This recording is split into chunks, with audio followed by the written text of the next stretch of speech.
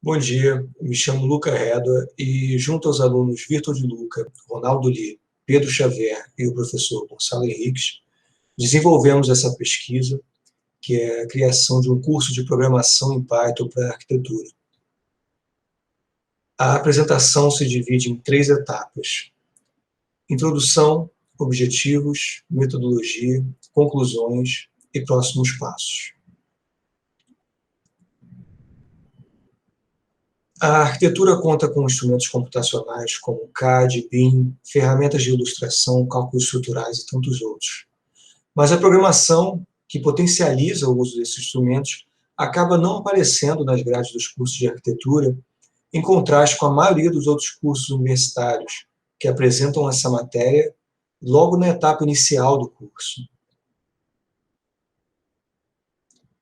Com isto, tivemos o objetivo de estudar as características e modelos no ensino de programação e como isso se aplica no contexto de projetos de arquitetura.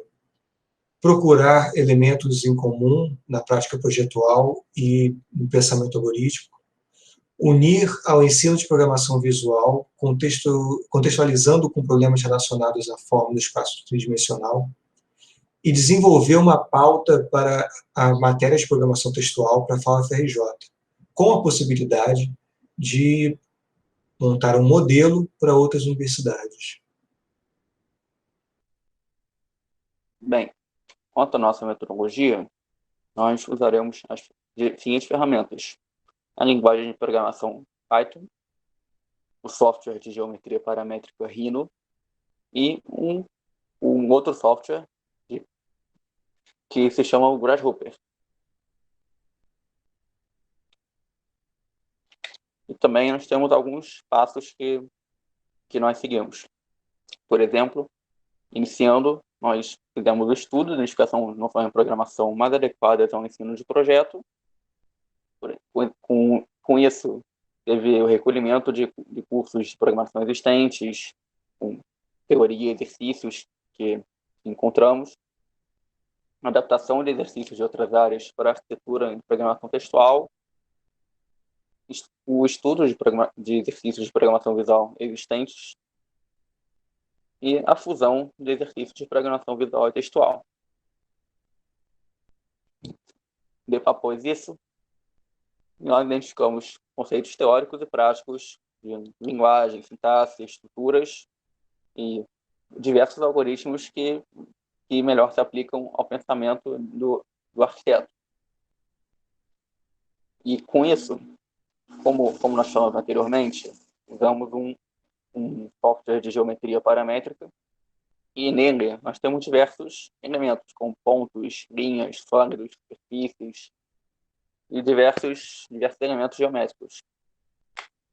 E no Python nós temos variáveis numéricas, nós temos listas, nós temos diversos outros elementos. E também, tanto os elementos geométricos quanto os elementos do próprio Python têm transformações de variáveis, manipulação de variáveis. E tudo isso foi bastante usado. Também estruturas de linguagem de programação, como condicionais, loops e recursividade, são ferramentas com aplicação limitada na linguagem visual, mas isso é muito usado na linguagem textual e pode ser complementado, uma pode complementar a outra. Então, o nosso terceiro passo foi o recolhimento de informação para uma abordagem visual espacial mais aproximada à arquitetura. Nessa imagem, nós temos o mesmo código que consiste em pegar um cubo e escalonar ele em um fator aleatório. Essas 3 imagens representam códigos que realizam a mesma função. O primeiro em linguagem completamente visual, o segundo em linguagem completamente textual, em Python, e a imagem de baixo em linguagem mista. O código Python somente gera o fator aleatório e quem realmente escalona são os componentes de Grasshopper. E, no nosso quarto passo, fizemos a identificação e desenvolvimento de exercícios mais adequados à arquitetura, em forma de pequenos projetos para testar funcionalidades e aplicação.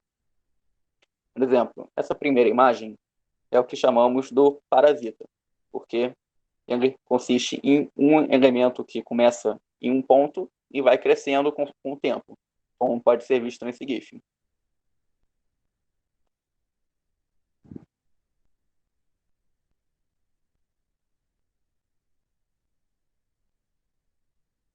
E nossa segunda imagem é a nossa torre paramétrica, em que desenhamos uma curva no plano e nós geramos uma torre com base nessa curva, onde cada piso é uma cópia escalonada e rotacionada dessa curva original.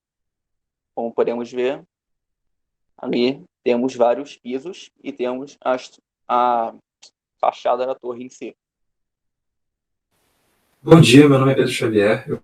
Eu vou falar agora um pouco sobre algumas aplicações e exemplos que a gente procura trazer para a disciplina, né, para fazer uma validação, e visando trazer à tona vários conceitos de computação e mostrar por que eles são importantes de ser ensinados e como eles fazem parte do pensamento do projeto. Então, o primeiro exemplo que a gente tem é da construção de uma matriz de objetos. A gente vai, a partir de uma criação de uma matriz de pontos, e que é a gente vai pegar uma área retangular e selecionar pontos nela de forma igualmente espaçada. A partir desses pontos, a gente vai encontrar uma âncora, que é um ponto aleatório na sua vizinhança, né, de cada ponto que a gente tinha antes. A gente vai criar caixas em todos esses pontos, tanto os pontos originais, tanto quanto os pontos que a gente escolheu depois, e a partir disso vai realizar operações booleanas, ou seja, de união, de interseção e de diferença entre os pares de caixas.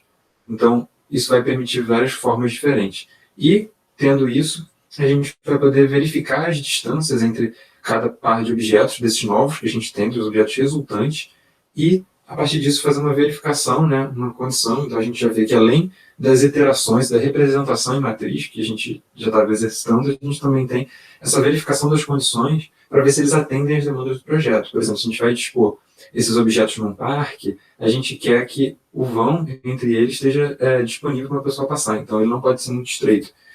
Aqui a gente tem uma visualização do processo, então a gente parte de um quadriculado, onde a gente vai selecionar o ponto central, vai provocar ali uma mudança aleatória da posição para uma nova posição, a gente vai criar uma caixa também, e disso a gente vai realizar diferentes operações, e com essas operações a gente vai obter esse resultado final, que a gente vê aí à esquerda. Já dados uma verificação, e assim, se a verificação não for atendida, a gente busca de novo, e aí tem várias alternativas até encontrar uma solução que seja adequada.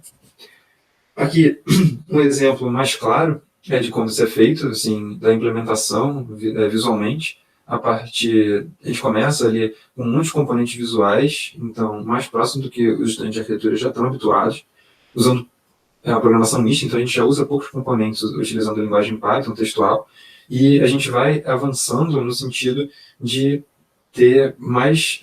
a gente tem ali à direita embaixo, a gente tem o código desenvolvido completamente de maneira textual.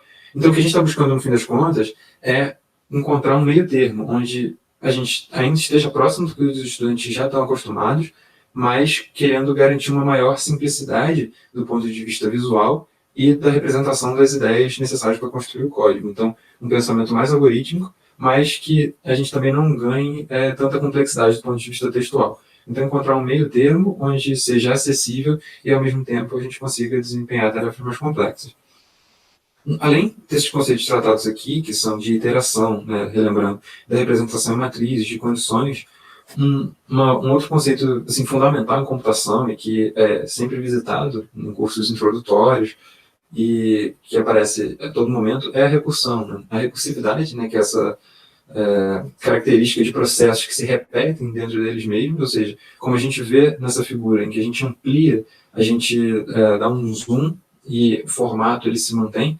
Então, a recursividade é essa característica de repetição interna que pode, inclusive, ocorrer indefinidamente, assim, do ponto de vista teórico. Já do ponto de vista mais prático, ela é uma função, né, uma tarefa, né, que dentro do corpo dela, do código dela, ela chama a si mesma. Então, ela depende de uma versão reduzida dela. É uma versão reduzida, uma versão mais simples, porque esse processo, computacionalmente, ele precisa parar em algum momento. Então, é como se a gente tivesse um problema maior, que a gente vai reduzir ele a problemas menores, que a gente vai resolvendo do caso base, retornando ao caso principal. Então, a recursão, ela está muito presente na natureza, então ela aparece em diversas áreas do conhecimento, em especial no desenvolvimento de seres vivos, então diversas formas de plantas, fungos, e em todo canto, realmente. E aqui a gente tem até alguns exemplos. A gente tem aqui à esquerda a figura de um brócolis, né, que é o brócolis romanesco, que se você der um zoom nele, ele mantém a mesma forma que ele tem em sua totalidade. Então a mesma coisa acontece com as samambaias, em que você vê que o formato da samambaia, aqui de um galho, né, de um ramo dela, tem o mesmo formato de cada uma dessas protuberâncias, e dentro dela, cada pequena folha tem o mesmo formato dela. Então a gente vai variando a escala e o padrão ele se repete. Então isso tem uma conexão muito forte com o apelo visual que isso traz. Então, para a arquitetura é muito interessante a construção de objetos por padrões recursivos como uma busca de formas, né? E isso já é bastante conhecido. Então, a gente, quando vai construir, por exemplo, esse exemplo da árvore, a gente traz à tona isso, em que não só a recursão, que a gente já está habituado, em que a gente vai dividindo cada vez em dois, isso é regulável também, mas isso dá um aspecto natural à nossa construção, um aspecto orgânico à nossa construção. E além da recursão, que já induz esse comportamento, a gente também tem a aplicação de aleatoriedade dentro dessa recursão, assim como os estímulos externos que a gente pode propor, como esses pontos em que a gente vê de onde as árvores não partem, que são pontos atratores que durante o crescimento da árvore são responsáveis por alteração no formato delas. Então, a recursão aparece como um recurso muito potente de provocar visualmente através das construções. Por fim, então, agora concluindo, a gente vê que tem diversas aplicações interessantes para o estudo na arquitetura. Então, vários conceitos de computação a gente consegue trazer para ajudar a aprimorar os projetos, né, nessa área. A gente identificou várias vantagens e desvantagens, e como a nossa principal preocupação é em garantir esse ajuste do quanto deve ser feito de um ponto de vista visual e quanto deve ser feito de um ponto de vista textual, né? Então, priorizar a programação visual e mista para a arquitetura é muito interessante pela familiaridade que os estudantes já têm com essa forma de programação. E conforme os projetos vão evoluindo, a introdução de componentes textuais ela se faz fundamental para o êxito do projeto e para poder botar as ideias em prática.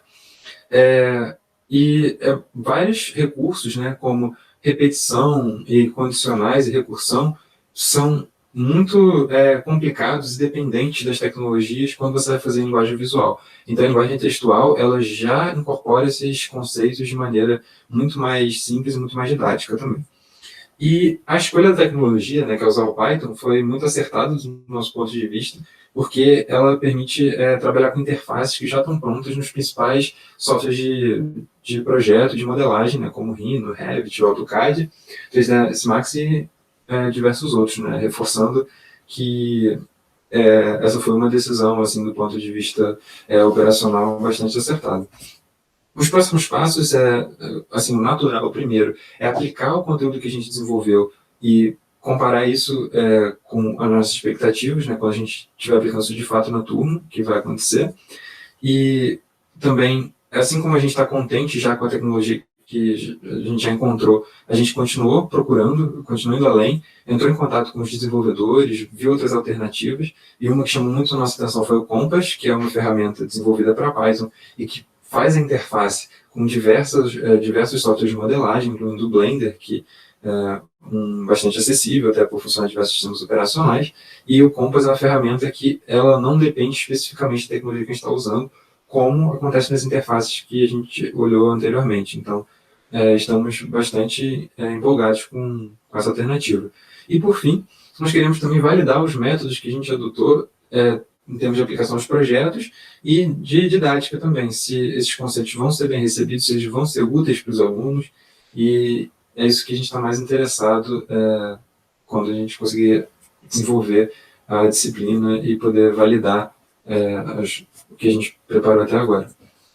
Então aqui estão as nossas referências. Queria agradecer muito a todo mundo que assistiu e um bom dia.